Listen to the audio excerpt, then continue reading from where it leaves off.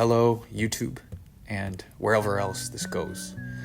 My name is Nathanael Philip Mosher, and I'm been off the internet for a while, but this is one of my first videos back, and I'm currently sick, working at a summer camp, but I don't care. I gotta do this. My Blue Yeti microphone isn't working. I'm recording this on my phone. I don't care about the production quality of this. I just want to get back out there and do something meaningful with my friends. This is Nathanael Philip Mosher Has Friends. Really hope you enjoyed. It's a live show podcast where I, Nathanael Philip Mosher, welcome you to my home. It's shot in my living room, where my wonderful, talented, thoughtful, and engaging friends answer a question together, perform together, just have a good time. For episode 1, we had Rosales and Bajoras as guests. Richie did stand-up, Tom did music. Each show has a unifying theme. So this shows there's a question. And it's, who would you be? Like the character of who you would be if the fear of suffering was taken away from you. Basically, who would you be if you weren't afraid of suffering? Each guest answered the question through their pieces and their work, and they were interviewed after by me. And I also did crowd work at the beginning, getting the audience's answers. Then we had a thing where you could submit your answer, and we answered the question cumulatively at the end. I also answered the question through my material, which includes stand-up, some music, and some poetry, hence the title, The Paraprosdokianist, which I'll explain in other videos. But Paraprosdokian is a one-liner, and that's what I do. I write one-liners of all forms. And some of the material that I did, it was literally written directly for this show to answer this question, and I read it off the script, and it was really incredible, this whole experience.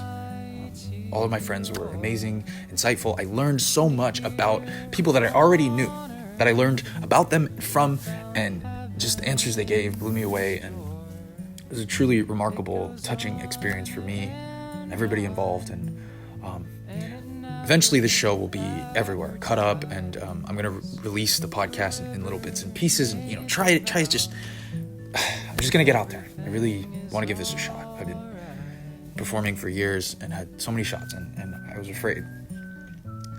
So I'm releasing this as a standalone special on YouTube. There's no interruptions until the end, and I'm getting over my fears, just like I'm almost going to cry. What this show is about is getting over your fears, and I'm gonna do it. And I also made an action step with my health coach that I would post something on 5 different platforms. So post it on Substack today. I'm gonna post this on YouTube, and I'm gonna post elsewhere. So I really hope that this helps you as it helped me.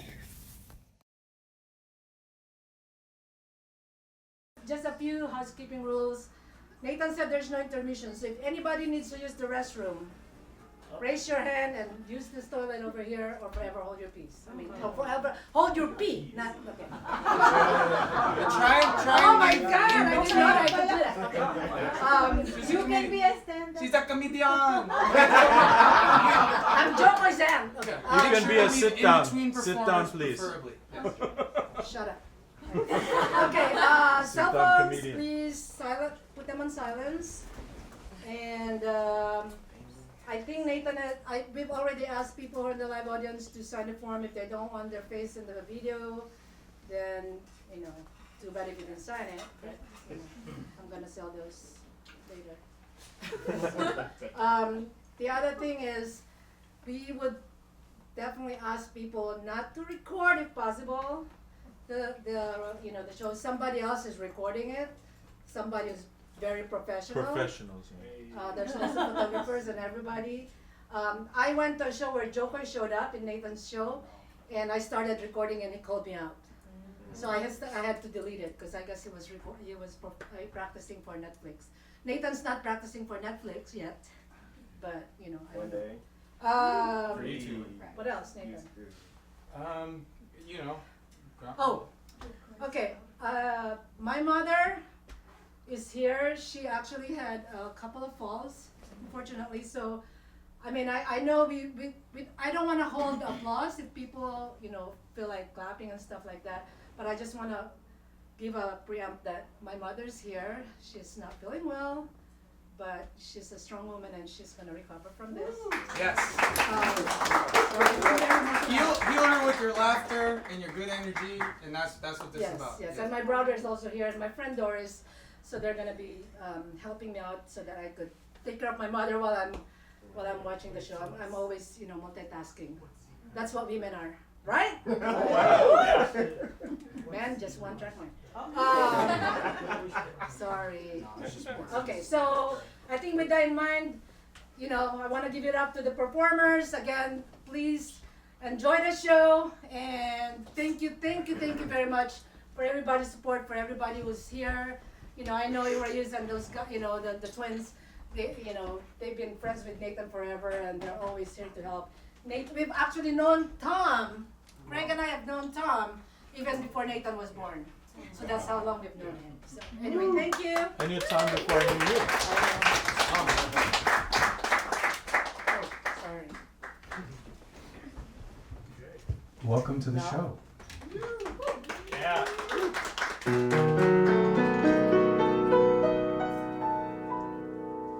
Welcome to my show.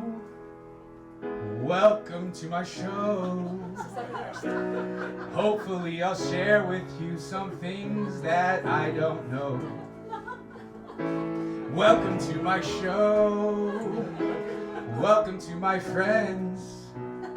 One day we'll learn the ways to cut our ties and make amends.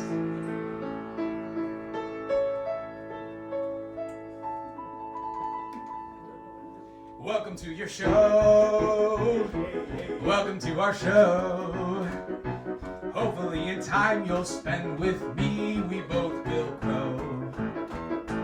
Welcome to my home. Welcome to our home. Lend a helping hand to me and we can take it slow. Welcome to our show. Welcome to your show. Hopefully in time you'll spend with me, we both will grow.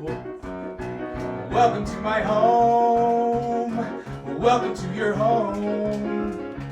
Lend a helping hand to me and we can take it slow. Welcome to the show.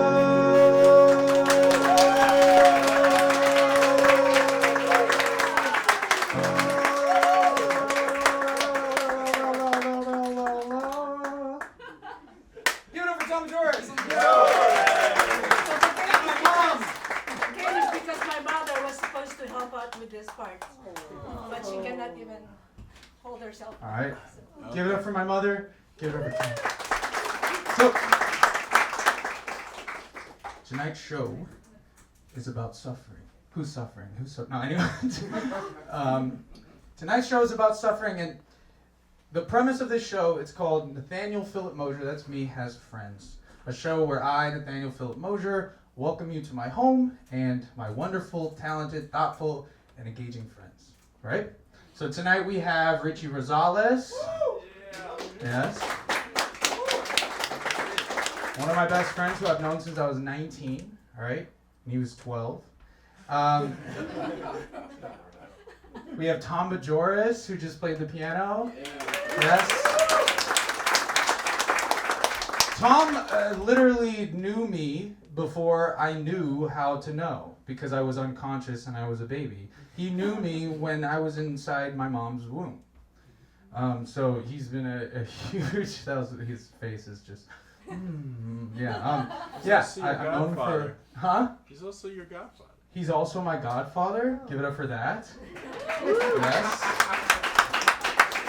If my dad over there died, this guy would. Okay, Cindy just goes. I was like, I'm gonna do this for one person to make a guess. No, don't. That was dark. But Tom, wonderful composer. He's gonna be playing piano for you guys, and this show, each show has a unifying theme. Right? A question that I'm trying to wrestle with. These are personal questions. And the question tonight is who, meaning the character, I should have clarified that, but who, how would you move and interact with the world if the fear of suffering were taken away from you? So that's something that we're going to engage with tonight. Each performer is going to perform, and their set's going to attempt to answer that question. We're gonna have an interview. I'm gonna perform. I'm gonna attempt to answer that question, and then you all are gonna answer that question, right? So we're gonna use it at the end for poem/monologue. So who wants to go first? So This is the worst seat in the house, huh? yeah. You're in the splash film. So this is Justin. The beautiful thing about this, I know everybody here. That is the beautiful thing about this. This is really special for me. When I first started doing stand-up, you want to perform in front of strangers because you suck, right? And so you don't want people to think, if they don't think I'm funny, well, I'll never see them again, right? But I've noticed that for me, the more that I start to just do it for the people that I love, the more I enjoy it. And so that's what's special about this, right? So Justin, I love this man, all right? And he's a huge influence in my life. And so that question, who would you be if the fear of suffering were taken away from you? You can answer right now. You can think about it. I wrote it down. You wrote it down? Yeah. You want to read it? Let me see if I can find it real quick. All right, here you go. I said, only a percentage of the person who I am today, not able to truly have empathy for others or understand how pain helps build character. I would have a privilege that isolates me from truly being able to see and love above the surface, existing in a reality parallel to reality itself.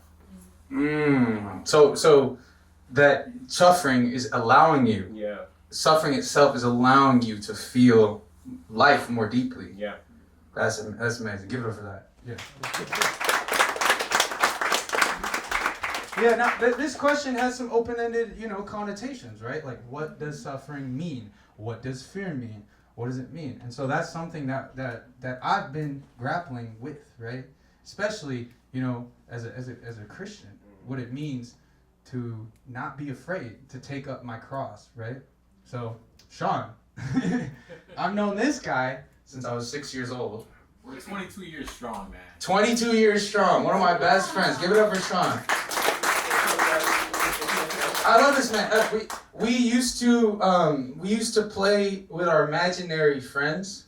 He had an imaginary dog, right? And what did I have? I had an imaginary centipede. Yeah. Oh, weirdo. What else? What, a cat or something like that? Imaginary cat. It was a blob, like blue, like. Okay, so this is what I remember. I remember I legitimately had a blue bouncy ball, just inanimate bouncy ball that had a soul, and it would just bounce around, and that was a friend I had. Anyways, we were I kids. got jealous. I popped it right now. Huh? He said I got jealous. I popped it. What'd you say? I popped it, and you hit me. Is that why we fought when we were 6 years old and we went to the principal's office? Did you hurt my imaginary friend? I suppose so. Oh my God, that We is. fought and went to the principal's office. So, Shon, how would you move differently throughout the world if it wasn't for a fear of suffering? Oh my, I don't feel like Justin, I feel like there would be a lack of feel for empathy. There'd be a lack of feel for exposure. It would be a lack of feel for the people around me, my family, people, for what people do for me. There'd be a lack of appreciation, lack of gratitude for life. And I really feel like I just would not have a lot of what I so care for dearly. I wouldn't be able to feel it. It's basically just like your soul being stolen from you. Yeah, it's the ultimate crime. I feel, so much, I'm not sure, but I definitely would be more destructive than I am right now. Because, I would not understand myself the way I do now because I wouldn't be able to process and develop. I'd be like a zombie. I'd be like a robot. Yeah, so, just lack of empathy, lack of love for others, lack of appreciation for others, lack of, accountability, lack of self-awareness, and awareness of what others do for you. Lack of gratitude, That our feelings are how we survive. I would not be as far as I am without my feelings. Our feelings are how we get to know each other, know ourselves. We all have feelings for a reason. It tells us what's going on around us. Gives us warning signs. We wouldn't be able to survive without our feelings. It's how we made it as far as we have. So, you know, it's important. Feelings are important. But, you know, you gotta understand them, you know? It's important to understand them. And understand, you know, your actions. Think about your, you know, feelings and actions. You know, it's a powerful formula. So, you know, not every feeling aligns with every action that you have to do to just function, you know? So, yeah, just being mindful, you know? But that's a beautiful part of it because you get to grow and mature and learn and be more of a human being than you ever thought you could be. Yeah. So this is why we have feelings, and you know, God gave them to us.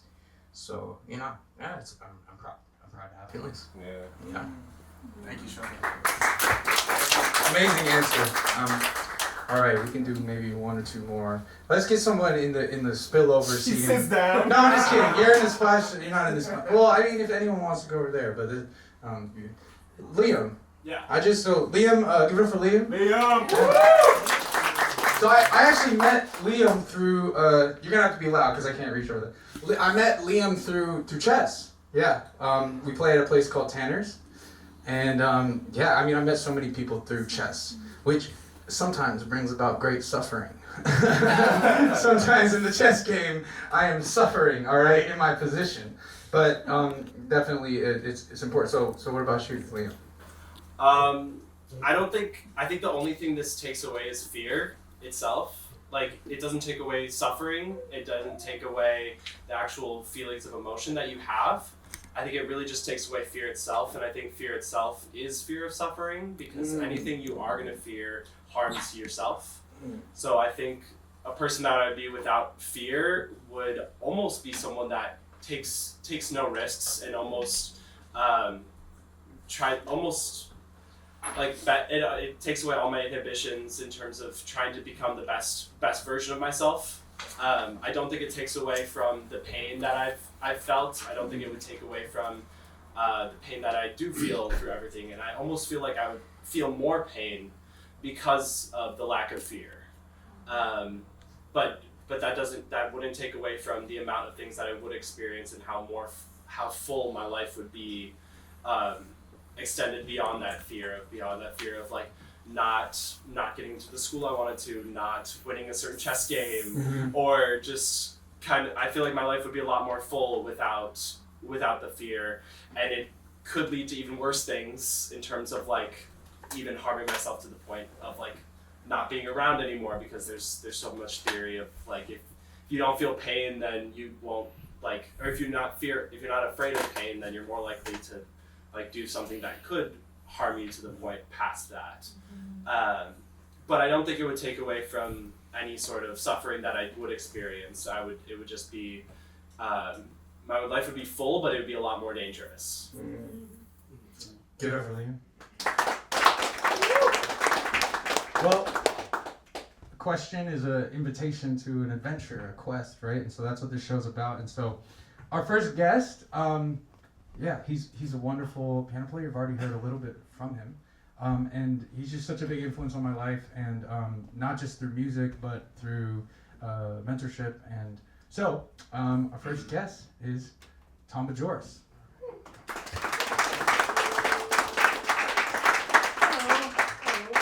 Is this thing on? Yes. Okay, good. Actually, I don't sing, so don't worry about it. Hi. I'm going to play a couple songs for you that may be tangentially related to suffering. The first song actually was inspired by my dog, and because she's always happy, and every morning she puts her paws up on the bed and she says, "Get out of bed, it's going to be the best day ever." Because every day is the best day ever for her. And so this song is a happy song. It's called "A Time to Dance."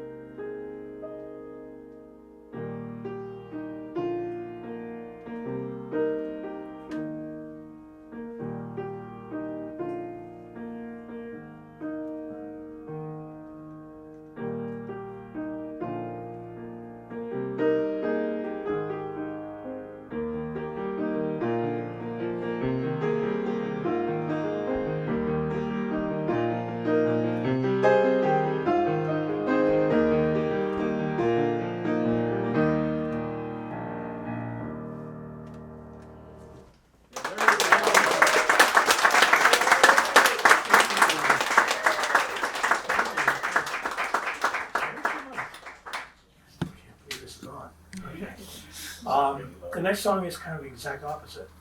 It's actually a piece of music that I wrote for about my mother. She died about 5 years ago. And reflecting back on her life, I just feel very sad that so much of her life was stolen from her by untreated depression. And I try to be very careful not to become that myself. So I'm trying to tell stories through my music, and this tells a story, it's a fairy tale about a boy who discovers that his mother's been captured by a monster, and he goes and tries to rescue her. And it's called Here Under the Big Sky.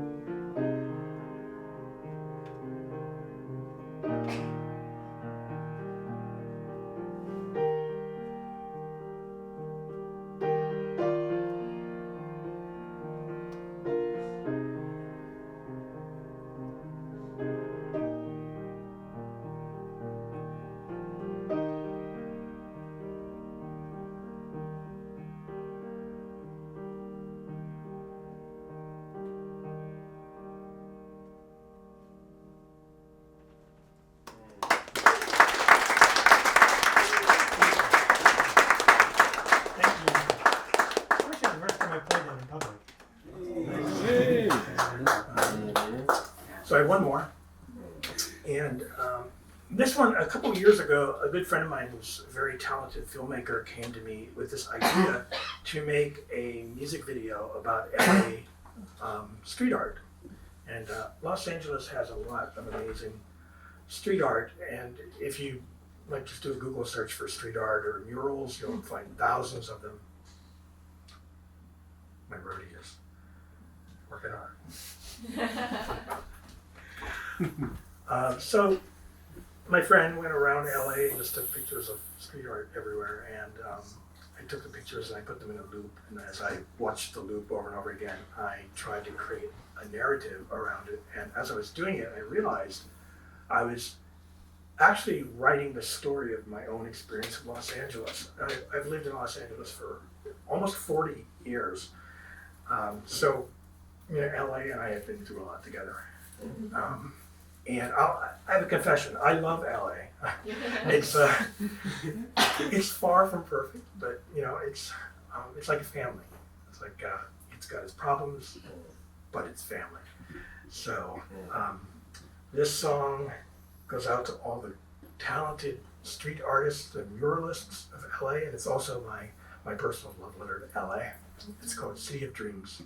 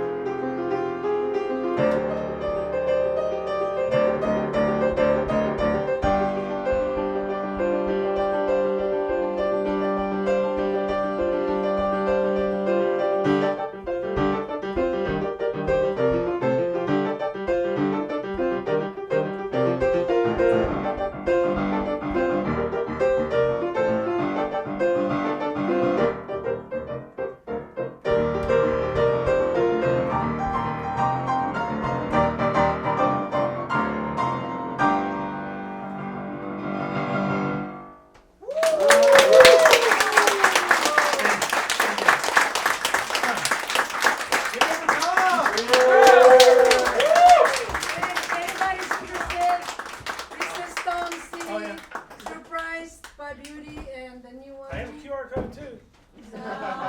Is this for raffling? Just kidding. All right. Well, we're gonna do the interview part. Oh. Great. Which mic is yours? You can use that one. Okay. I'll just sit here. Hi, Nathan. Hello, Tom. Can everyone in the back hear us? Yeah. Yeah? Yeah? All right. Microphones are working. First of all, always incredible. Hey, it's always great to share a stage with you, Nathan. Yeah, Or it's a living room or whatever. Yeah. so yeah. So Tom was on the first ever living room show that I ever did. I was 17 years old, and there was a fundraiser. So I got into this arts camp called California State Summer School for the Arts, and it's a month-long arts camp at Cal Arts, where you get to study visual arts, music, writing. What else? Anyways, I did creative writing, and so it was about $1,000 for the whole month, which is super cheap. But we decided to do a fundraiser, and I just had all my talented friends in this living room. We had about 60 people, just like tonight, and we raised the entire $1,000. And that camp was like life-changing, seriously life-changing. And anyways, Tom was one of the first performers, and so now it's about 10 years later. Wow. Yeah. I'm still here. And I'm still in high school, so yeah, it's pretty crazy. I work as a substitute teacher mainly after high school, so I never grew up. But yes, so Time to Dance. You played a Time to Dance. What was the second song? Second song is Here Under the Big Sky. Here Under the Big Sky. That's on my shirt, actually. Wow. And you also played City of Dreams. City of Dreams. So I'm I started trying to just learn Tom's songs just because they're hard and they make me better at piano. And I was like, he's the biggest influence on my songwriting. So I'm just learning his stuff. City of Dreams is insanely difficult, and I'll probably learn that 10 years from now. But at Time to Dance, specifically, I heard Tom play it at a net cancer. So yeah. You want to say a little bit about that? Yeah, well, I don't know how many of you know my story, but 9 years ago I was diagnosed with a rare and incurable form of cancer. But it's a kind of cancer that one can live with for a long time, so I'm still here. But for the last 9 years, I've been, in and out of medical treatments and lots of doctor appointments and tests. It's just, that's my life now, And so, yeah, there's been a certain amount of suffering involved in that.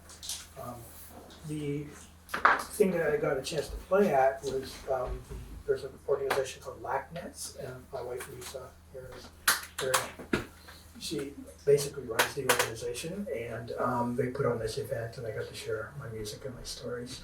Can't hear you. That's because I don't have as many vocal cords as a normal person. Hello? Can you hear me? Yeah, yes, Can you hear me? we can hear I'm you. going to have to hold the mic really close to my mouth. That's better. Yeah. Put it okay. in your mouth. All right. Kiss the mic. Yeah. Can you guys hear? You guys can hear me though, right? We can hear you. Okay, cool. So yeah, basically just put it on your lips almost. Yeah. So yeah, Tom played that song at the end, and I never heard it, and it moved me so deeply and seriously. And the title, "A Time to Dance," it's just so it totally encapsulates that. So when I play that song and practice it, I literally feel like dancing, but also I feel a gallant spirit. Gallant spirit. Yeah, it really, really makes me feel good. Yeah. Yeah. Yeah. Well, during the pandemic, I was really depressed, and I was just kind of isolated in the studio, and I was writing all kinds of really dark music, most of which I haven't recorded yet. And then coming out of that, I just felt like, there's a time to write, happy music too. Like that's a valid artistic expression, right? So, I just deliberately wrote that, and and I was having a hard time getting out of bed in the morning. I was so depressed, but my dog took on the job of getting me out of bed because she just puts her paws up in the bed and looks at me like, "It's the best day ever," and that really helped me. Yeah, Skylar, their dog, is permanently dancing. Pretty much. Permanently like, hey, want to dance now? And Lisa's like, we trained you to be better than this. And Skylar's like, we're going to dance now. But yeah, what was I going to say?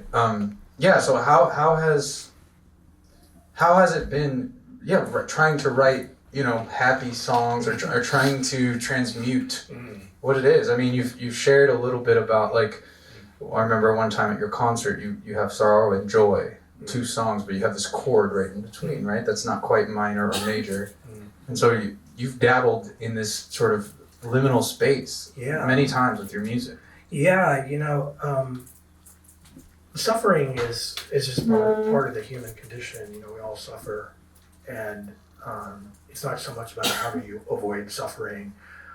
It's more how well do you suffer? Like, what do you do with it? How do you get through it? And for me, definitely music has been a big part of that. I think in my life, I look back over the last 9 years, I think I've written some of my best music ever. And it's not like, oh, you hear this music and you think, oh man, that guy must have been suffering. It's more like, I feel like, not to over spiritualize it, but I feel like God gives me this music to help me, to comfort my soul. And so I think my music, it turns out, actually has a sort of a healing effect on other people. And that's just been the most beautiful thing that I can ever hear is, like you said, my music touched you. And that's just, it may not be touching millions of people, but I hope that whoever it does touch, it touches them really well.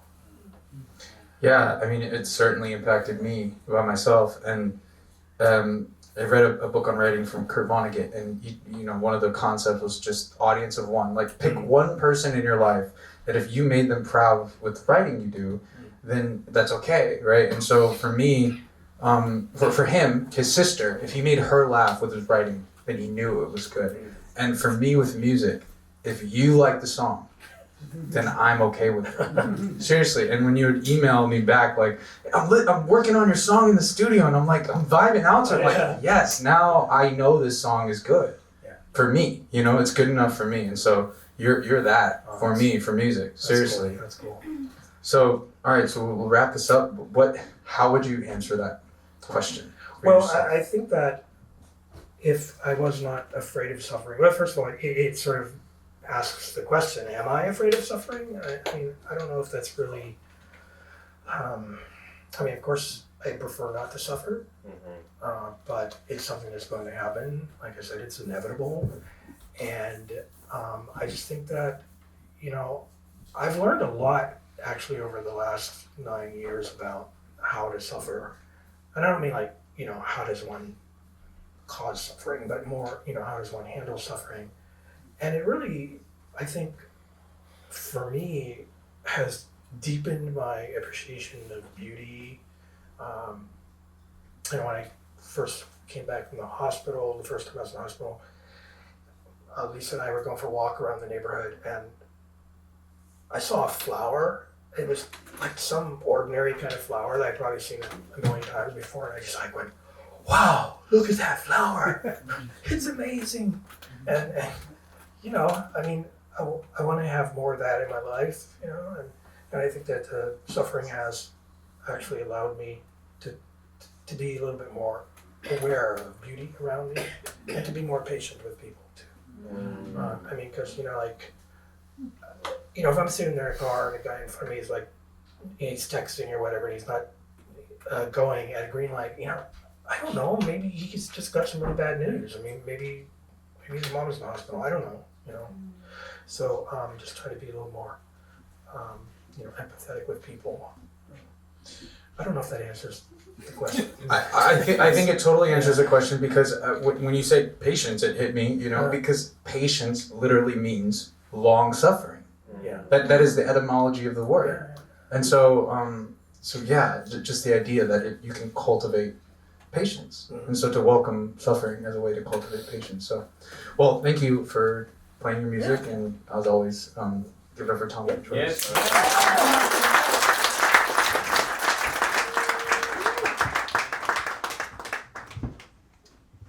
Shon, can you move that chair out the way? Thank you, Mendel. All right. Well, this next guest is very, very, very, very special. He's been such a huge part of my life. One of my best friends, and I ride or die for this guy. I told Shon and him, I said, when I get married, you guys can both be best men, but if you want to fight to the death, I don't know who's gonna win. So you guys figure it out, but one of you guys will be the best man, you know? But seriously, I love this dude, and I'm just honored to. I don't even want to give away how special this set is for so many of us. But he's a wonderful friend, a wonderful comedian. Give it up for Richie Rosales!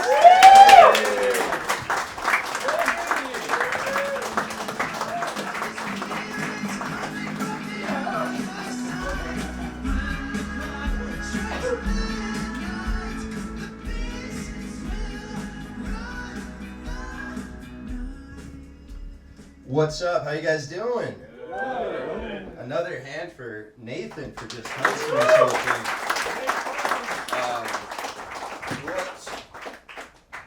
Just an incredible job. Hell of an intro, man. Thank you for that. Was like a best man speech before doing a stand-up set, which I love. Well, a hand also for everyone that Mrs. Mosher, whole production team, everyone that you guys have seen tonight. Unreal, and a hand for you guys for packing this place out. This is crazy, guys. This is amazing. I don't think we could have packed this in any tighter. I think we hit every single crevice that this house provides. I was expecting some people to be sitting up there. Nathan could have charged, if you wanted to make some extra money. He's like, yo, $1,000 window seats up there. This is an amazing house. Keep it going for the fish.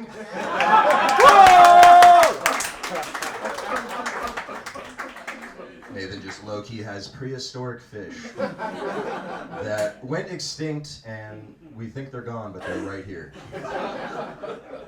I think each fish has to go for at least $100K. The giant one looks like $1 million, so that's pretty fucking amazing. Christian household. I can swear, right, Nathan? Yeah. Okay, cool. Just making sure. I feel wrong swearing in front of Mrs. Mosher. She's watching me. She's like, "Do not swear in this house. This is the Lord's house." Well, cool, guys. This is awesome. This is fun. I'm excited to be here. I'm Mexican, but I don't really speak any Spanish. I've been trying to learn Spanish, and there's a lot of Spanish words that definitely sound Spanish, like igualmente. But then there's Spanish words that sound like a white dude just made them up. Like El Banco? It's for sure just a white dude that got lost. Like amigo, hola, tengo dinero, necesito El Banco.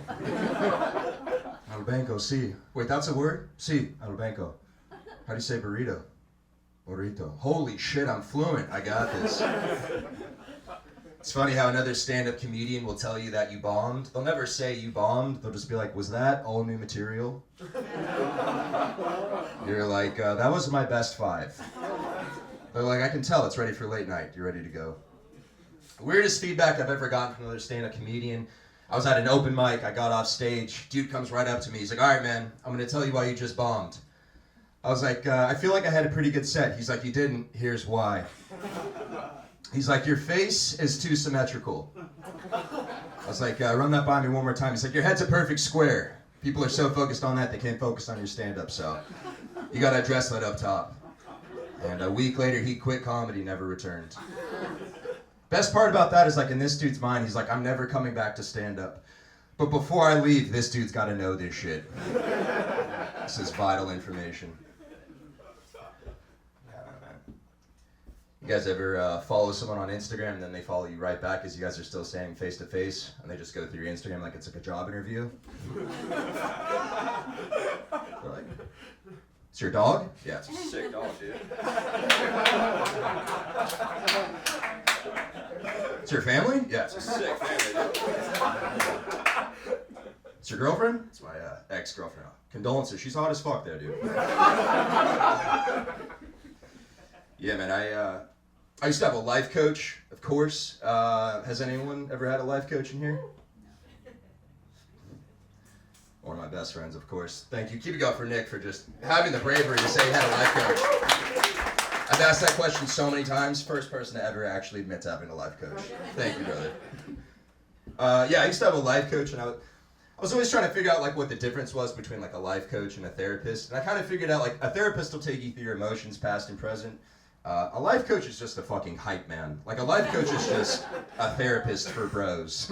Like I'd walk in sometimes, I'd be like, I feel good today. He's like, bro, you seem good. Your whole vibe, your energy, dude, you're sick. Once you're all healed up, dude, you should grab drinks. And I'm like, oh, I'm actually here because of my drinking problem. He's like, okay, for sure, respect. I'm like, dude, are you a certified life coach? He's like, oh yeah, dude, definitely graduated from Arizona State, president of my fraternity. Just saw a Craigslist ad online that said like some dudes needed help because they didn't have game or something like that.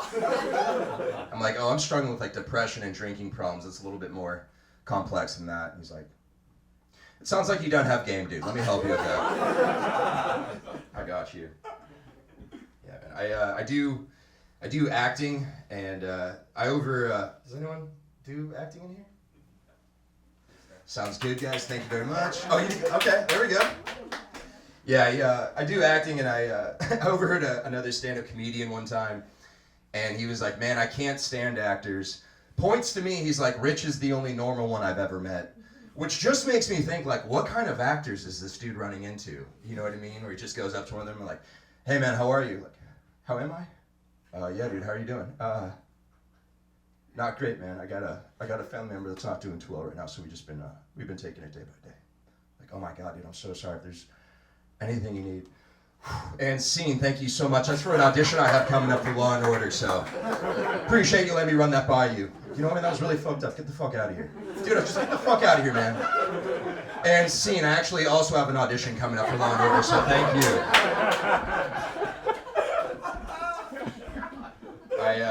I grew up in a place called Del Mar, California, located in San Diego. Any Del Mar people? Shout out. My fucking boy again. No Martians. Let's go. That's two volunteers. I appreciate it. Yeah, man, I grew up in Del Mar, and like where I grew up, you have to have this voice. Like even if you don't have this voice when you like move to this city, they'll make sure you have it. Like you can move to the city and be like, I love this city. Okay, cool. Let's just take that one more time from the top. I want you to think about the proximity that you are to the beach, the fact you can get a dank ass burrito pretty much anywhere you want, and then just your insane amount of privilege. Let's just take that one more time from the top. I love this city. That was perfect, dude. Well done. That was awesome. Yeah, like, I can't make it because I'm already like from a place where everyone's made it. You know what I mean? Like, that's not making it when you're from a place where everyone's made it. Like Biggie Smalls, the reason we love Biggie Smalls is not only because he's a phenomenal rapper, but because, you know, he came from the bottom. He has a lyric where he goes, we used to fuss when the landlord dissed us, no heat, wonder why Christmas missed us, birthdays were the worst days, now we sip champagne when we thirsty. And it's like, that's beautiful. That's rags to riches. Like, no one wants to hear about fucking Brandon from Bel Air. You know what I mean? Like, yo, this must be fate. It's another night, my Postmates is late. Dad took the Ferrari, so I'm stuck with the Benz. Yo, Jessica, please respond. I'm just trying to make amends. They smile in my face, but really they're just trying to take my spot. I guess really it's just me, myself, and my yacht. Like, no one wants to hear a fucking album from that dude. No one gives a shit. Man. Be funny if this was all 5 minutes, and I think it's way longer. We went out here. I'll leave you guys with this.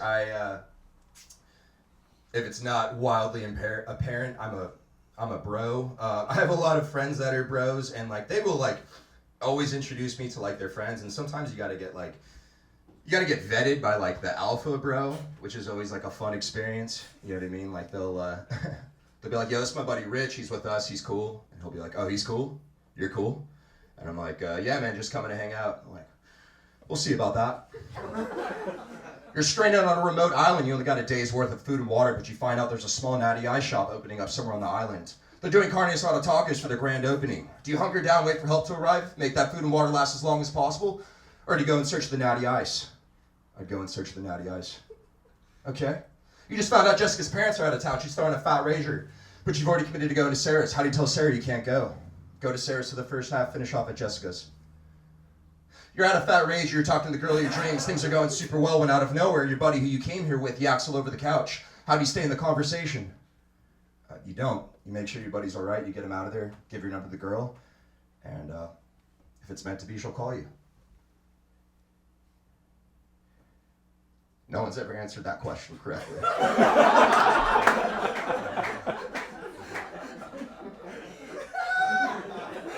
I want you to be the best man at my wedding. That's about time, guys. Thank you so much. Appreciate it. Keep it up,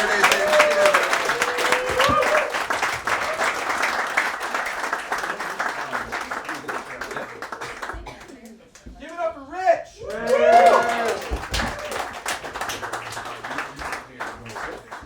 I feel like. Can I stand just because I feel like the piano cuts me off when I'm sitting?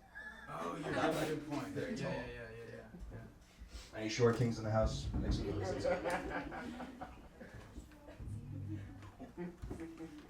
work? It's kind of weird. What'd you say? Is this cool if I stand, or is this kind of weird? It's only weird for you. Okay, cool. Let's stand then. I made it weirder. So, I'm gonna announce this. I know you're embarrassed, but so I can't that was wait. fi- What are you was about to was say? that fire? Yeah. Was that okay? We can gas him up, right? Okay, so That's why here's you didn't ask me beforehand. yes. So here's the special thing about this.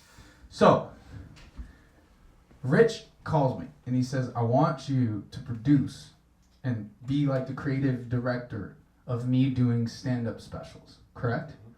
So Rich and I met through stand-up, right? And he's always been amazing, right? Like, and we've been best friends. I said, why don't we just shoot this? You know what I mean? Like, why don't you do the show? And you were afraid. Mm-hmm. Yeah. He was afraid to do the show. Still. And I said, why don't we make the special a documentary / special about you facing your fears and being a stand-up comedian again? Because you guys might not know this. This guy has 1 million TikTok followers and 200K Instagram followers, and you've delivered successfully 10,000 Postmate orders. What is this? You caught me off guard with that thing. 10,000, bro? No. What's it? You told me you were like, bro, I kind of want to do 5 I am DoorDash. Yeah, I currently have 973 Uber Eats orders that I've completed. So I still plan on completing the last 17. That is my goal, is to hit 1,000. So I have to figure that out. Oh my god. But so Rich did stand up, always amazing. And then he did DoorDash for like 24 hours a day, saved up a bunch of money, shot videos nonstop, and then went viral. And then, the pandemic happened. We had we had a dear peer and comedian friend commit suicide, Jack Knight. Yeah, Jack. And he was like a pillar of our community because he was the first one to get tapped up. You know what I mean? Like, he was like first draft pick. Also, by the way, the T-Wolves and the Nuggets, you should check out the score. But I won't ruin it. But it's like he was the guy that was going to be the next guy, right? And he took his life. And it was just a shock. Like, you said it was like stand-up was like our amusement park, our escape. And somebody died on the ride. And it's like, how do you go back to that? You know what I mean? It really sucked the fun out of it. And so, anyways, this set tonight, we are using this footage for that documentary. So all of you guys were awesome. You laughed. So give it up for yourself. Thank you for that. No one in the audience is going to give us permission to use that footage. He told me, he said, so we did this one show, right? We did this one show way back when I used to produce shows at UCLA. And our friend Austin, we do these big shows. And we did this show at this place called Treehouse. And it was like a frat house, right, that you could do shows at. And it was like 300 people in some like living room, right? It was like this, but 300 packed to the brim. Bergie was there. Bergie was there. Evan Berger was in the house. Yes, give it up for Evan. Shout out, Berger. Yeah. Anyways, it was low ceilings, and I was sitting in the back. I was sitting behind the stage, and Rich did a 15-minute set. And I used to obsessively listen to comedy, specials, albums, anything I could get my hands on, right? I'd listen to my voice recordings, and I would compare them to an album. And I'd be like, is my decibel level reaching the level of a professional album on my voice, right? I would do that. And so I was sitting back there, I'm like, this is exactly what I would hear on a special.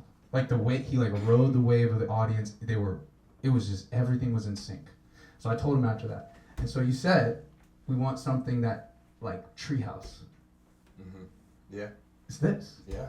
No, 100%. So it's just surreal. Yeah. Yeah. How do you feel about that? Good, man. Yeah. We met at Beverly Glen Deli, which is a great spot. I don't know why I gave that detail, but yeah, we met there. Because you love that place. I love that place. Yeah. It's like one of my favorite delis You love that in place. LA. And by the way, James, were you at the Treehouse show? Now that I think of it, I think you were there. I think I've been there once. Yeah, James was there too, bro. Special. But yeah, I just said, you know, I don't know. I was just like terrified to get back into stand-up because bombing is something that terrifies me, and so I felt like I was like, yeah, if we're gonna do this, it'd be cool to have the same sort of atmosphere as Treehouse because that was such a fun experience. And this honestly feels very similar to that. I mean, everyone's very packed in, which these are my favorite type of shows. Like one of my favorite stand-up specials of all time is yep, Yeah. I'm an amateur. Is Purple Onion by Zach Galifianakis, and it's like I think half that special is just Zach Galifianakis playing a character, doing interviews as his like twin brother. That's just him, and then he's just in that's a San Francisco venue, right? Yeah, it closed down, but it was attached to a hotel, and it was about like 60, 80 seats, and it was just a historic live music venue. Yeah, and so everyone's just right in this dude's face, and I'm like, how cool is that? Because he's just going into the audience, and you know, our plan for October is that we're gonna be. So this is I don't know how much time I did tonight, but we're gonna be filming this as a documentary, and obviously putting this all together and showing it in October when I film 30 minutes. I'm gonna film my first 30 minutes, but it's the venue is going to be only probably about 70 seats. Yeah. So it's I think when I wanted to do that venue, and I'm like, oh, this is too small, and Nathan's like, why is it too small? I'm like, well, 70 is not a lot of people, and it's not a stadium, it's not like a theater, and he's like, dude, it doesn't have to be. It can be as many people as you want and still be a special. And then I thought about Purple Onion, and I was like, that was a very small venue, so it's cool, worked out. Yeah, so I think this couldn't have gone better for you, and I'm super excited. Like, one of the things about our friendship, and I think this is just friendship in life in general, is that I don't think you'll ever be as big a fan of your stand-up as I am of your stand-up. And I don't think that I'll ever be as big a fan of the poetry I write as you are. Because when you tell me like, bro, it's like, well, now Drake got knocked off your list, but but you'd be like, it's Drake and then you, and I'm like, what? Like, how? You know what I mean? You tell me that, and I don't, and I've accepted, like, I don't have to see it because I don't do this for me anymore. You know what I mean? Like, I got to do it for you, and I got to do it for Justin and Shon. You know what I mean? So and God, like, so yeah, man, it's just like I'm excited for this journey, and you guys got to be a part of that. So thank you. Thank you, guys.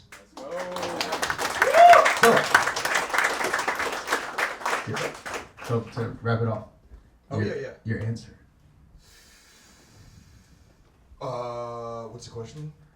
Who would you be if you weren't afraid of suffering? If I wasn't afraid of suffering.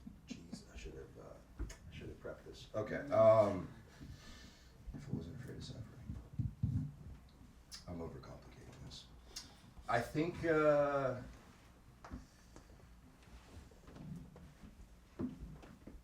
I would just be I don't know, maybe I'd just be maybe kinder. I think a lot of times I've got like this defense system up because I'm always afraid of like maybe getting hurt, and so I think sometimes I'm very closed off, which a lot of people don't get that. Maybe they do get that vibe from me, but I think the things I've experienced in life have certainly jaded me and made me like a different version of myself, like in a good way and a bad way. Like, I think when I love harder. When I'm kind, I'm way kinder than I've ever been because I understand the depths of pain that we all go through in life. So I think if I have an opportunity to be kind to someone, I try to do my best to make sure that person feels good.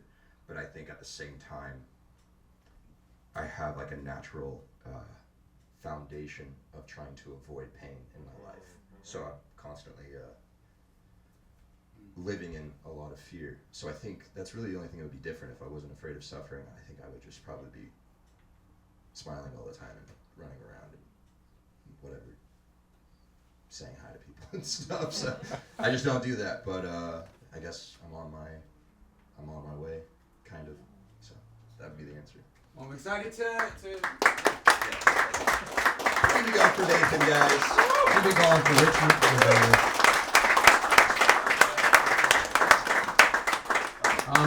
Follow him on Instagram and TikTok so that you can get updates of what's next. We got so many amazing things in the works, and I'm super excited to work with my best friend. Well, it's my turn. First of all, thanks for being in my living room. Give it up for yourselves.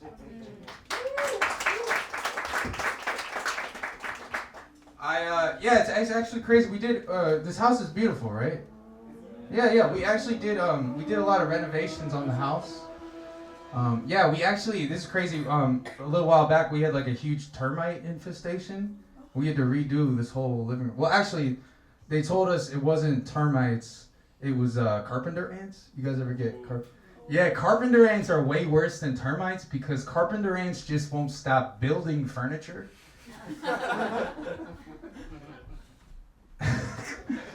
They just won't stop building house. You're like, we have enough house. Bring back the termites.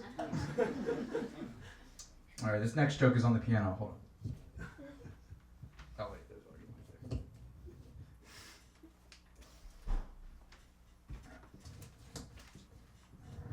Some of you guys are going to drive home tonight. You're like, oh, carpenter ants, they build stuff. Oh, shit. Dang, I just got that joke.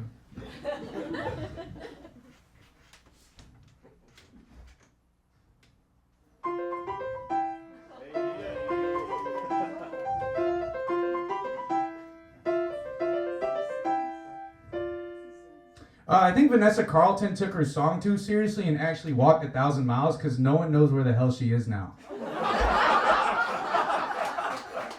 Now, I was thinking about that song. You guys remember the lyrics? These are legitimately the lyrics. 'Cause you know I'd walk 1,000 miles if I could just see you tonight. Seriously, how fast does Vanessa Carlton walk that she could walk 1,000 miles to see you tonight? That's running. That's 2 million steps on a Fitbit, all right? That's Vanessa's Fitbit is like, bitch, just fly. Like that's. So Vanessa Carlton actually apparently wrote that song when she was 14 years old in New York City. So I looked up a list of cities that are 1,000 miles away from New York City.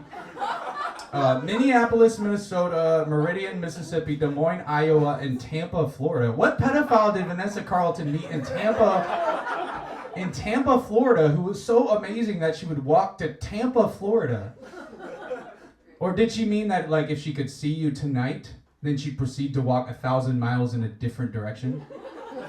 She's like, text her, hey, can I see you tonight? Yeah, come over.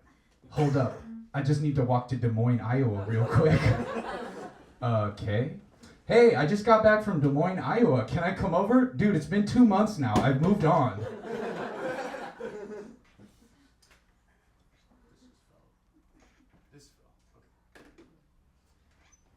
Yeah. I took piano lessons once a week for 10 years at $1 an hour on this piano, which apparently costs like $25,000.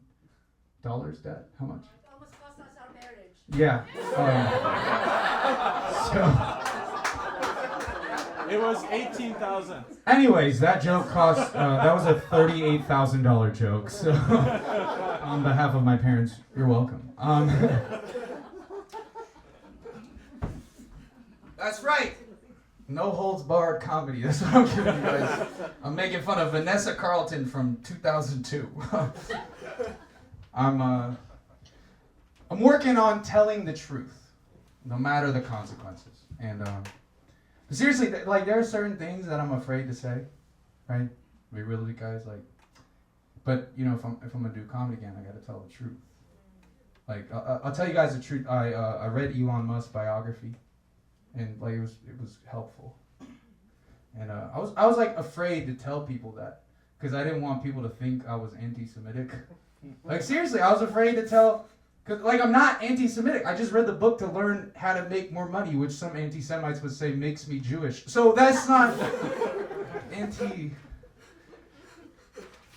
I read the Elon Musk biography while listening to Kanye West tweets read as an audiobook narrated by Kyrie Irving. That's right, 3 African Americans who were the original Jews. Okay, come on, it's easy jokes. It's important to get triggered because you need to find out where you've been hiding the bullets. Resentment will kill you, all right? Now, I'm trying to tell the truth because I feel like there's a lot of hypocrisy, very holier-than-thou attitudes right now. Like, seriously, I told someone I read Elon Musk's biography, and their reaction was like, ugh. In that same conversation, I told him I read The Art of War by Sun Tzu, and they're like, oh, I've been meaning to read that. I'm like, oh, you mean the book about how to efficiently murder people? Yeah, that's the better book to read. Not the guy that says mean things sometimes and build rocket ships. Like, that's, oh, yeah. Like, I'm not saying he's a good person, I'm just saying don't act like you're above it, you know? That's right, everybody's getting heat tonight. Vanessa Carlton, Elon Musk, Kanye, ain't no big 3, it's just big wheat, is how J. Cole should have responded. If you don't understand that last sentence, you're not in middle school anymore. Just wanted to see if you guys would cancel me in my own house. There's only room for gratitude in my life now. That's a decision I made. Only room for gratitude. That's why every time I have a conversation with someone like a cashier, whenever I say goodbye, I always go, have a nice day, or else.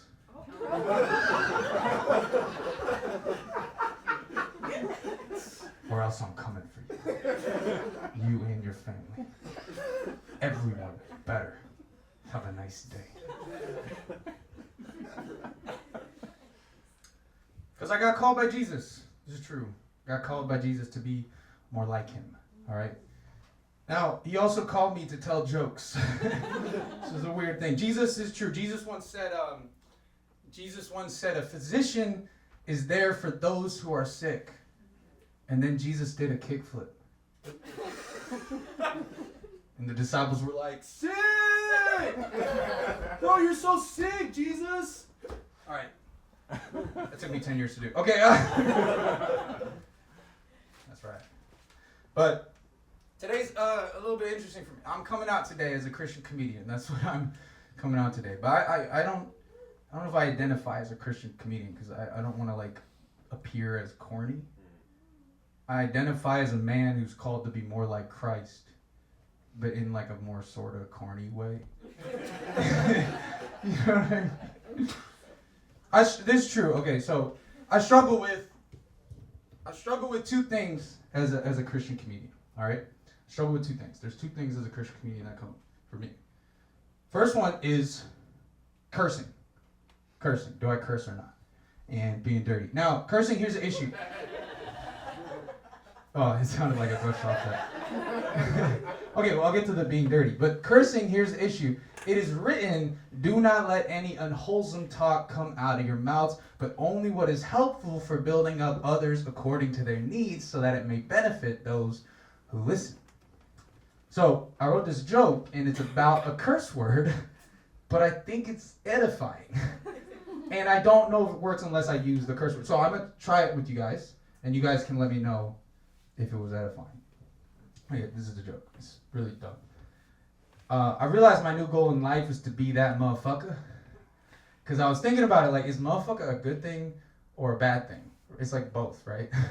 Because it's weird. You can be like, it's colder than a motherfucker, but you can also be like, it's hotter than a motherfucker. So I think to be a motherfucker is to be an enlightened being because you have limitless possibilities. So I think Jesus is a motherfucker. Okay, so like that... Okay, so I changed my mind. I don't want to be that motherfucker because that's blasphemous, but I do want to be friends with that motherfucker. It's important you say motherfucker, not motherfucker. It's different, right? Because, like, that motherfucker, that's not a good thing. You know what I mean? Like, no one ever's like, that motherfucker, you know, and you're like, who? And they're like, the culmination of all that is good. You know, like, no one's ever like, that motherfucker, who? My heavenly father, the father of all creation, the original mother effer. You know, like, it's, see, I don't know if that joke works without the F word. I'd have to be like, my new goal in life is to be that muh. Because I was thinking about it, is a muh a good or a bad thing? It's both, right? You could be like, it's colder than a muh, but you could also be like, it's hotter than a muh. I think to be a muh is an enlightened being because you have limitless possibility. So I think Jesus is a muh. Like, you know, it doesn't sound the same. It's just weird. Muh, like muh. Now, being dirty. Here's the thing. My past is not clean. And I'm trying to purify my past. In the process of purification. And so I have to purify my past by telling the truth about it, by putting it in the light, right? I'll tell you, my two biggest addictions in life have been pornography and comparing myself to others. And I'm trying to stop both of them. Sometimes I would do both of them at the same time. Like, you know what I mean? Like, you look at my search history, you wouldn't know where one began and the other ended. You know what I mean? You'd be looking at my search bar, it'd be like, young, ebony, teen, become successful entrepreneur. You're like, dang, this guy isn't perverted, he's motivated. Like, Latina takes big promotion at Fortune 500. Like, wow, this guy supports diversity. Interracial couple builds orphanage. You know what I mean? Like, this guy wants to be a philanthropist, you know? And now I've compared myself to others to no end in my life. You know, I'm getting better at not doing it, but like I actually got pulled over one time. This cop was like, I pulled you over because you were texting while driving. And I was like, officer, I wasn't texting while driving. I was comparing myself to other people on Instagram. You know what I mean? Like, there's a difference. And he wrote me a ticket to his band's performance at the Kia Forum. And they're opening for the Red Hot Chili Peppers. I'm very jealous. My psychiatrist diagnosed me with imposter syndrome. Seriously, that's where you can...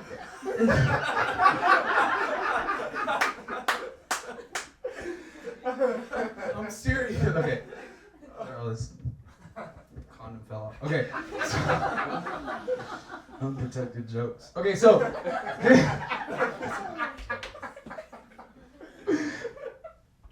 imposter syndrome, I'm gonna finish this joke. Okay, so imposter syndrome. That's where you've been given the opportunities to be an imposter, but you don't think you're good enough to fake being good enough. Anyone here struggle with comparing themselves to others? Yeah? Anyone? How often do you do it a day? Probably every day. Bro, I do way more.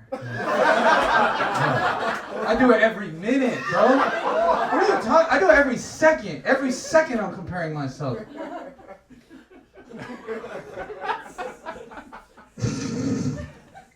They say don't compare, compete.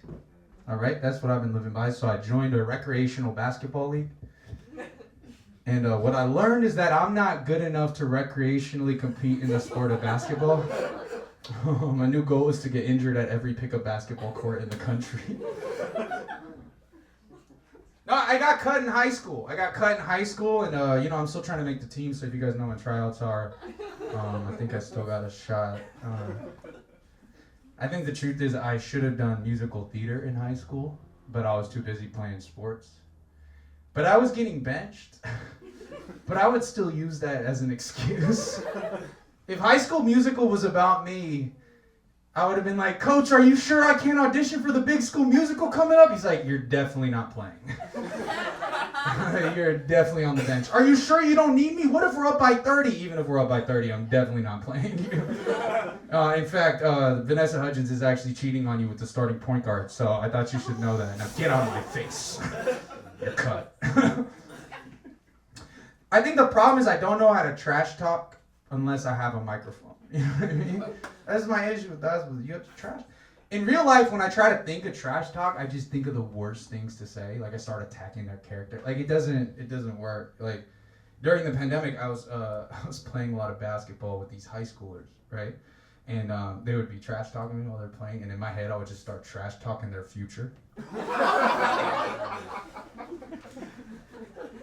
I'd be like, bro, after you graduate high school, you're going to play ball at community college and quickly realize that it's too hard to juggle your half-dead hoop dreams with the burgeoning sense that you need to find a real job so you can survive in the real world. And halfway through deciding that you're going to pursue a business degree and get into real estate, you meet a girl who takes you on a whirlwind adventure to San Diego, and you discover a childlike joy through a trip to Legoland. And you transfer to San Diego State to live with her, but quickly realize that your relationship is unsustainable because differences in the way that you were raised are manifesting as fights that mainly happen in the kitchen. She tells you she needs a break, and you impulsively blurt out, "I only moved to San Diego for you!"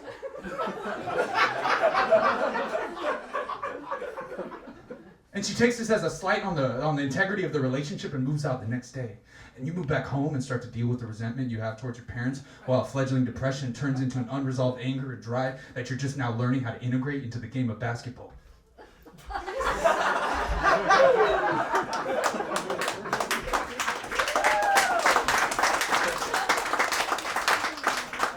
I just broke your ankles and your life down.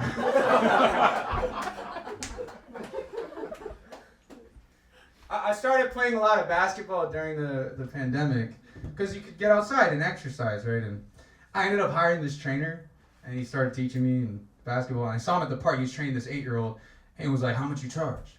And I asked him how much he charged, and he was like, "A lot." And I was like, "Well, I got free money from the government, so they didn't want me to spend it on Bitcoin, but I'm going to use it to resurrect my hoop dreams. I'm going to drop the O, add an E, turn my hoop dreams into some hope dreams."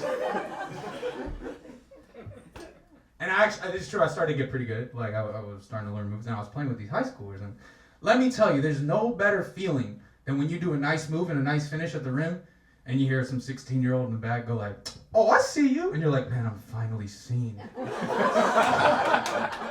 I've been waiting 10 years for this. But if you ever become friends with a 16-year-old hooper or just a 16-year-old male, the one thing they want to know about you, number one thing they want to know about you is, bro, so you get bitches? Bro, you get bitches? So I'm like, yeah, unfortunately, yes. Women are a distraction. Stay in school and don't do drugs. Also, don't date white women. Why? They got too many options. I actually told that to a 16-year-old. But that's the truth. All young adolescent men care about is, do you get bitches? That is. When I was a kid, people called me a nerd because all I did was read books, right? And then as an elementary school kid, right, it's okay to be a nerd because you still respect the authority figure of the teacher, and the teachers respect the smart kid, right? So we still have a level of authority and respect. Then in middle school, they stopped respecting the teachers, but if you're good at sports, then you don't get made fun of for being a nerd. But then I got injured and I got worse at sports, and so I got bullied for being a nerd. But then when women started touching my hair, the basketball team was like, "Well, Nathan ain't got no bunnies, but at least he be getting bitches though." I heard Nathan be getting bitches on the bench. If I had done it over again, I think I would have never actually practiced basketball outside of basketball practice. I would have just stayed in the gym doing squats. That's all I would have done if I played high school basketball again. Because I went to a few playoff high school basketball games, and I realized something. The team with the biggest cumulative butt size in high school basketball generally wins. And it makes sense statistically, all right? Because fundamentally, like, high school basketball players have a lower shot percentage. Less shots go in. But if you have bigger butts, you get more offensive rebounds, which means you get more shot attempts, which means that my theory is correct. He who has the most donk wins at high school basketball. So it was a startling revelation. I was playing at LA Fitness, and there was this guy, right? Like, I was playing against this guy, and he had an El Camino basketball shirt on, right? So I was like, oh, he must play college in El Camino. And he was killing everybody, right? Like just doing his whatever he wanted. But I noticed something. He was telegraphing all his moves. Every single move, he'd be like, right?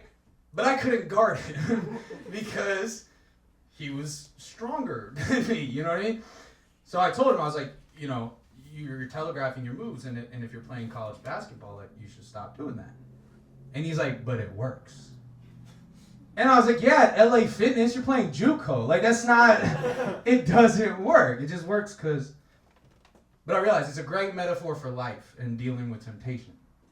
Because he was only able to score on everyone because he was bigger and stronger, but if any of us could have matched him in strength, we would have been able to defeat him and defend easily. And that's the way the enemy, or temptation, works. Once you know the ways of the enemy, art of war, it's obvious how to resist, but it doesn't necessarily mean you have the spiritual strength to resist the temptation. What you need is a bigger spiritual dunk. And that's what I'm trying to get. I'm not trying to get bitches no more. I'm trying to get a big butt that's centered in the Holy Spirit. Then when people walk by and they look at my behind, they're like, damn! That guy knows Jesus. That's been my stand-up portion. Thank you guys for listening.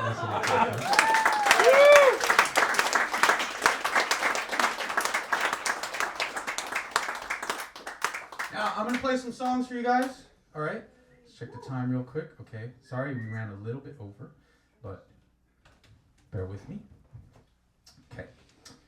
So, this is a cover of a song that it's a family friend, and it's a cover that he wrote, and it's a beautiful song, and it's a mashup, and it's called Yosemite / the song that never ends. So, and I'm tell me if the levels are all right with all this, okay?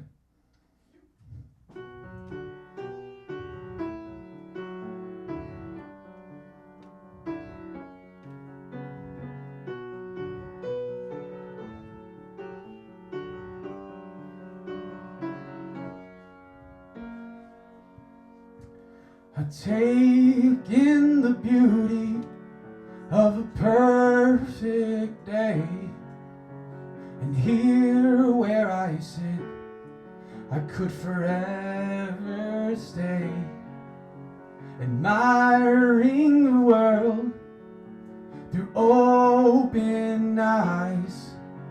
And in this moment, I feel so alive. The autumn leaves fall on a gentle breeze.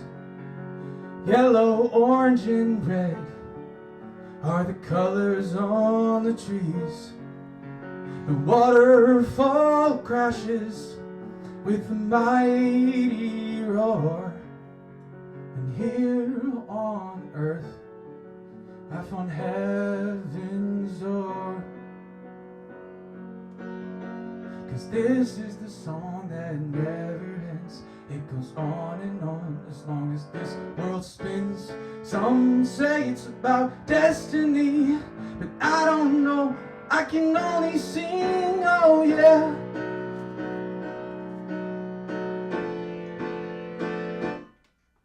The wild winds, it howled and blew. It shook the town and the tower too. People called it Judgment Day. It came down with a pouring rain. The choir sang and the women cried. The children ran and the soldiers died. And history will come again, just like the song that never ends.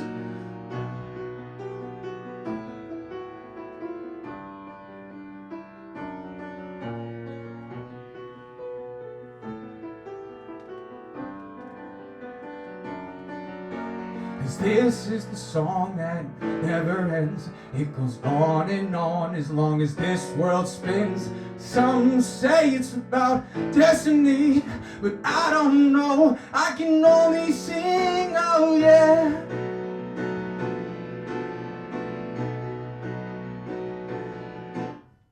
Flowing down the river, and I don't know why. I stare at the moonlight with a glimmer in my eye. Time stands still, but only for a moment. And I know this circle will never be broken.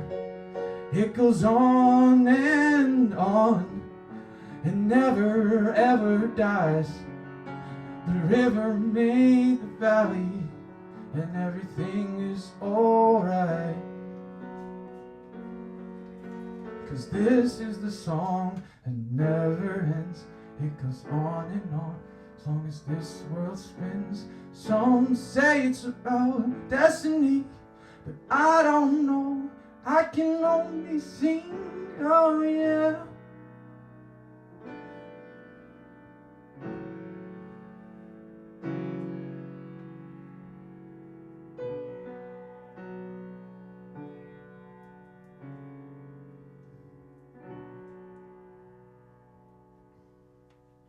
Thank you.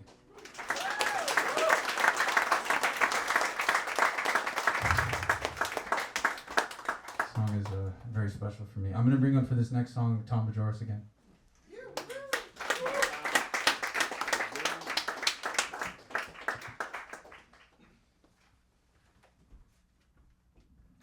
So Tom and I actually wrote this. This is the first song we technically wrote together.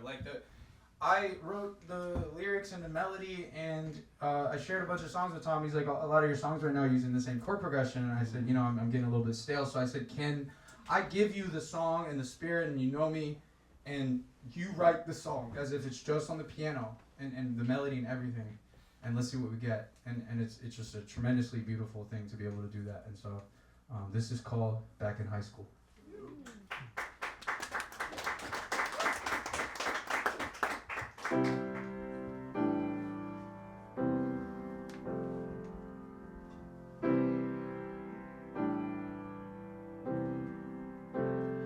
Back in high school, I was not yet a man. I didn't know that everything was part of a plan. Back in high school, it was just a routine to look at everybody else and ask what it means. Try and hold on way too hard to get some relief. When letting go is all that I needed. Back in high school, I was just 17. Thought that I would be on top before 23. Back in high school, I was barely 19. Spent it all on making it and thought it came cheap. Thought that I would make it beyond my wildest dreams. But now I know that's just fantasy. But nothing comes fast to those who wait. But running fast makes my ankles break. I ran as quick as smoking gun, living fast and dying gun. Man, I love my self-esteem on pretty girls and lucid dreams. Tried to get back up with pride, but everything inside me died.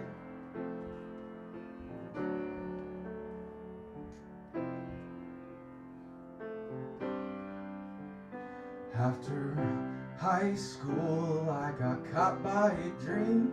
Begged for it and tried to stand up, man, I got beat. After high school, I was just 23. Spent my birthday inside of my head's agony. Prayed and waited for the day that I'd be set free. I counted to 1,000,003.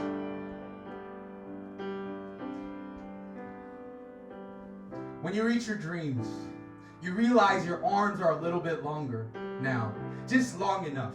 And your jump is a little bit taller, a little bit higher, just high enough. And you're just a little bit taller, just tall enough. And you're old enough, and now you're just a teensy weensy bit wiser, but you're just wise enough. When you reach your dreams, it's like you caught the golden snitch in your mouth. And you can feel it on your tongue, between your teeth. You can taste the metal, the gold. It tastes a little bit like blood and magic and tears. And you can taste the dirty fingertips of the spellbound blacksmith who built the dream that was yours to take. You can taste death, release, fruition, completion. It is finished, done. It is done, but you are not done. You are just grown enough, tall enough. You can reach high enough, but you still have to reach. But now you can touch the top shelf.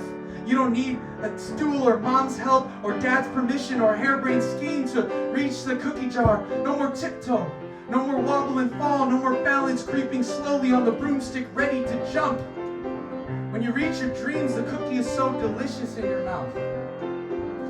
It tastes like late night Denny's, Dionysian and gorge sustenance, raw desire, dust, gold, blood, sweat, tears, magic, drunken pleasure with a little bit of milk and Nutella. Now that you are just a little bit taller, a little bit stronger, oh so slightly wiser, you can eat cookies whenever you want and you can devour them because they are undeniably yours. And now, all you have to do is worry about feeling just a little bit, just a teensy weensy bit, just a tad bit too full. Nothing comes fast to those who wait, but running fast makes my ankles break. I ran as quick as smoking gun, living fast and dying young. Spent all of my self-esteem on pretty girls and lucid dreams. Tried to get back up with pride, but everything inside me died.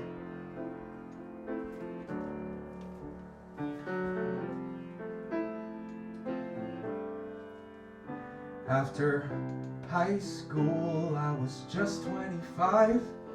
I felt like I could do it all and swallow my pride. But after high school, I was living a lie.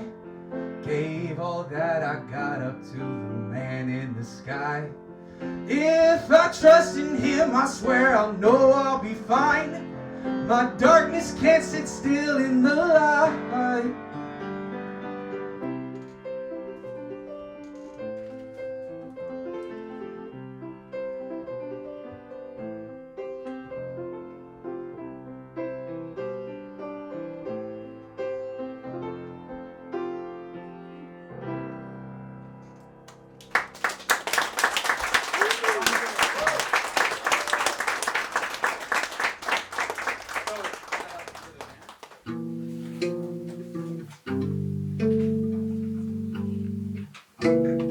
I hate myself, but I love who I am. I hate the world, but I love God's plan. I close my lips so my ears hear the band. I'm on this stage, but I'm postured as fan. I know that followers don't make the gram. I know that faith is the way that I stand. I know that weight isn't pushed by the hand. I know the way is the truth, not to man. Give me the world and I'll drop it below me. Feed me the word and I know that he knows me. I see the pain in the way that he holds me. I see the poverty starving and holy. Why are we bulimically marketing art? I see a populace starving their hearts. I see an engine that's failing to start. Why are our heroes all missing the mark?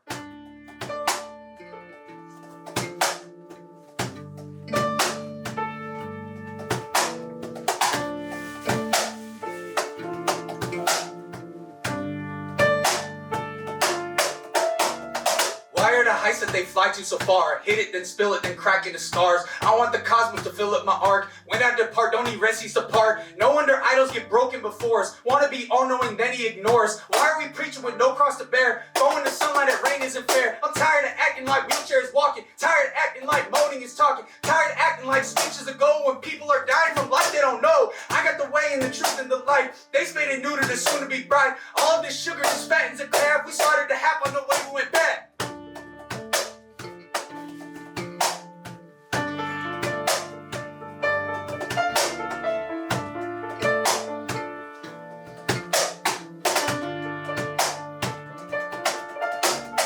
God turned my life back to making it perfect. See it through so that my life becomes nurtured. God put me up on the stages to fall. I proved them wrong, then I answered the call. No more resentment and cursing the doubters. No more screaming this hate growing louder. No more proving them wrong is my fuel. I prove God right every time, that's renewal.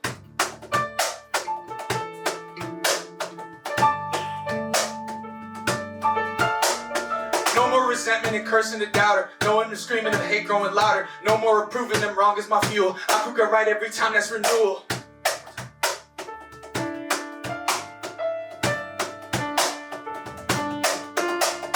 No more resentment and cursing the doubter. No more screaming this hate growing louder. No more proving them wrong is my fuel. I prove God right every time, that's renewal.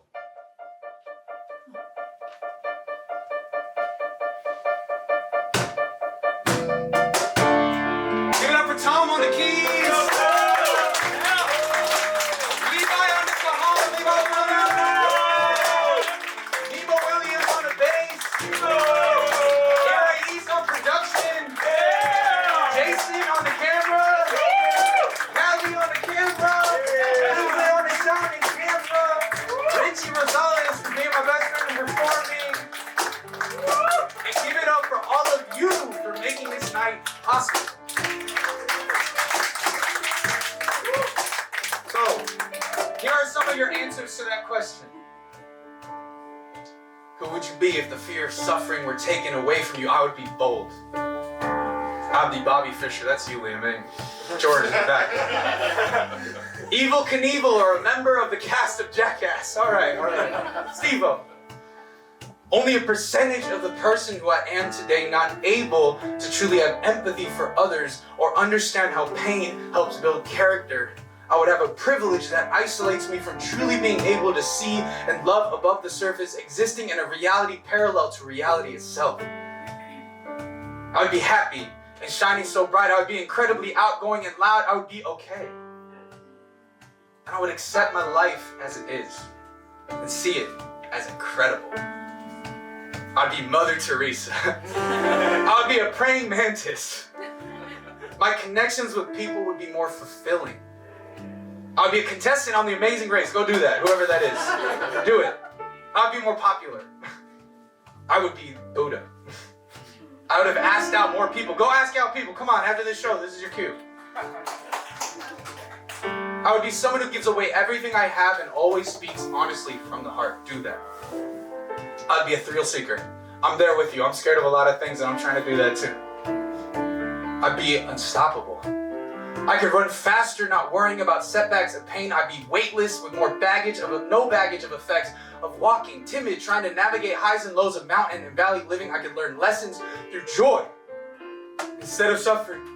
Adversely, I may not know the strength of the Father if fear was taken away. Spider-Man, if that was possible, but since we don't live in the MCU, I'd say a writer/author. Go be a writer/author. I would be a fashion designer. I'd be someone who travels without a care in the world about my career or future plans. I would be a comedian. Do that. I would be a pastel artist, traveling the world, being inspired by the areas to create and share my art. Those are your answers. Do it. I implore you. Don't live in fear. Well, that's been the show. And I'll give you some announcements about what's next. But I'll have you know, every show now, I write on my wrist the question I'm trying to answer. And on right here, I write my intention for the night. And I feel like this is an adequate way to send off the night. My intention for tonight says to donk my position. So leave with a renewed big butt in the Holy Spirit or however you conceptualize God. And go tackle your fears about suffering. That's been my show. Thank you guys so much. I'm gonna tell you guys what's next, so stay tuned, all right? But I just want you guys to give it up for yourselves. Thank you so much.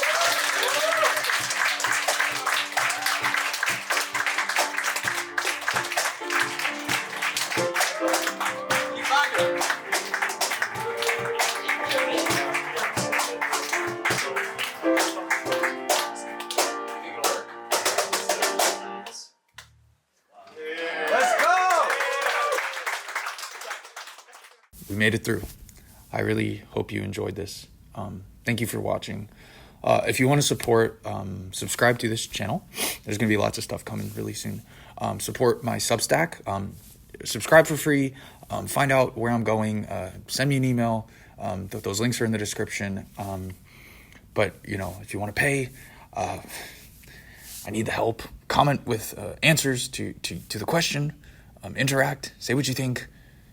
Call me ugly. I don't care anymore. I want to get out there, meet everybody. I need help.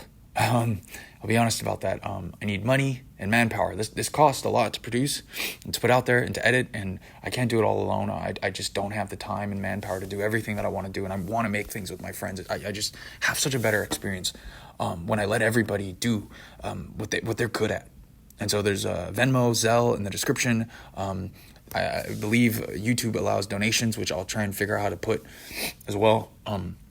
The Substack, there's paid stuff. And if you live in the Los Angeles area, I'm in Culver City, or know anybody who's interested in production, distribution, filming, editing, I'm making so many things with so many different people. And so anybody who wants to hop on board, I'll pay whatever rate you need, and I'll figure out how to make it back. That's my rule. I want to create the best stuff. And I want to create a pipeline, and I want to create a platform that lets other people be themselves and just talk about these things. And email me, my email's in the link, and or comment or whatever. Send me a message on YouTube, whatever it is. And stay tuned. I am Nathanael Philip Mosher, aka the Para-Bruzdokianist. Trying to find the funny on the way to the wise, and the wise on the way to the funny. With the grace of God, there you go.